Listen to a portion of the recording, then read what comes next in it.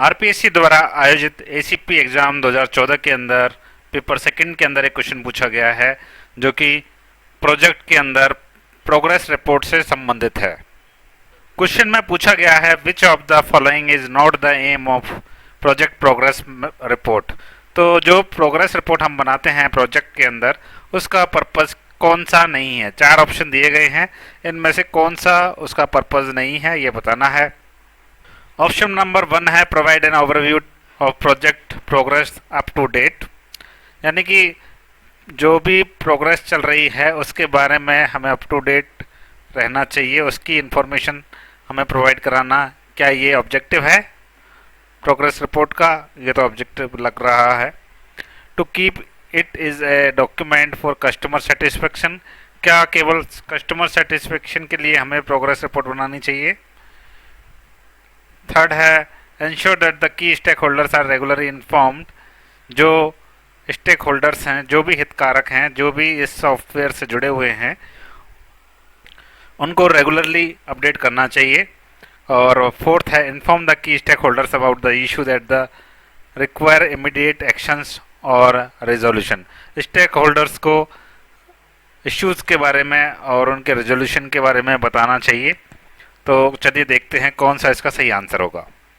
तो progress report क्या होती है ये हम पहले जानते हैं। आप सभी जानते होंगे प्रोग्रेस जो हम काम कर रहे हैं उसमें क्या हमने कितनी प्रोग्रेस करी है उस बारे में एक रिपोर्ट बनाना प्रोग्रेस रिपोर्ट कहलाता है।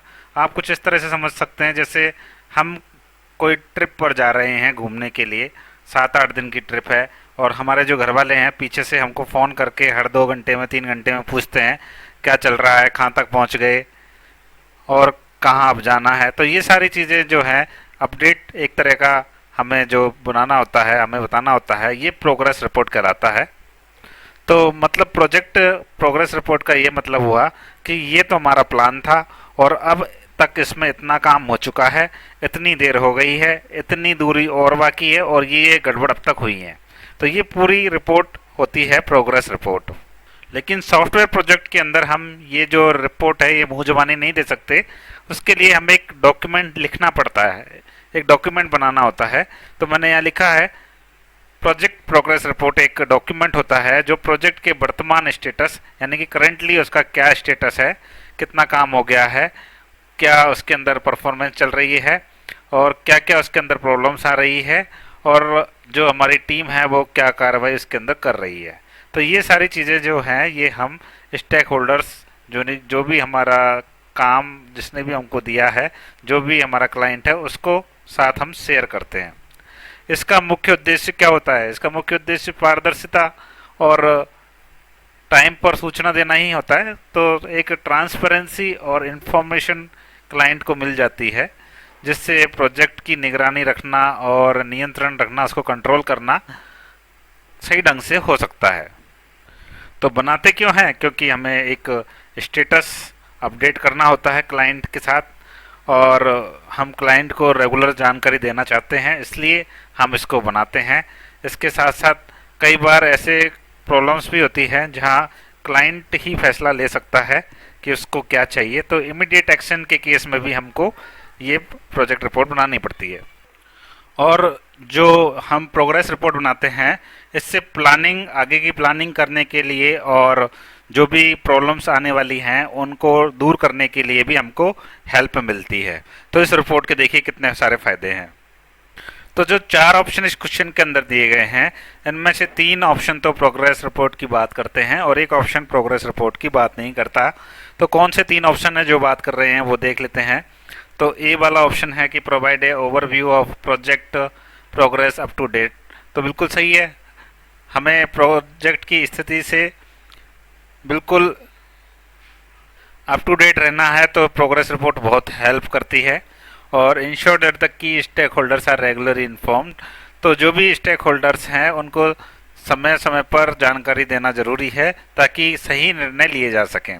तो ये भी प्रोजेक्ट रिपोर्ट सॉल्व कर देती है समस्या को भी।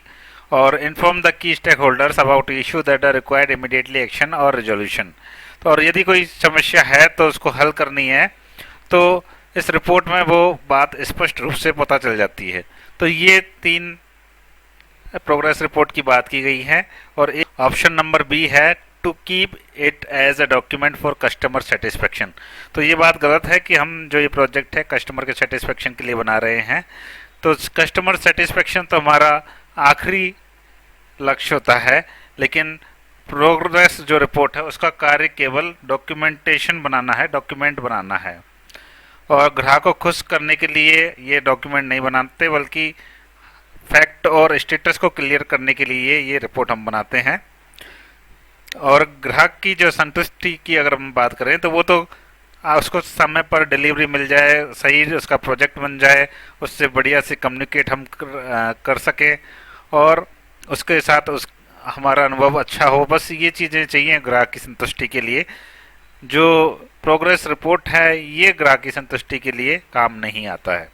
तो ऑप्शन नंबर बी इस क्वेश्चन का सही आंसर होगा, क्योंकि इस क्वेश्चन में बात की गई है ऐसे स्टेटमेंट की जो कि प्रोजेक्ट रिपोर्ट का उद्देश्य नहीं है।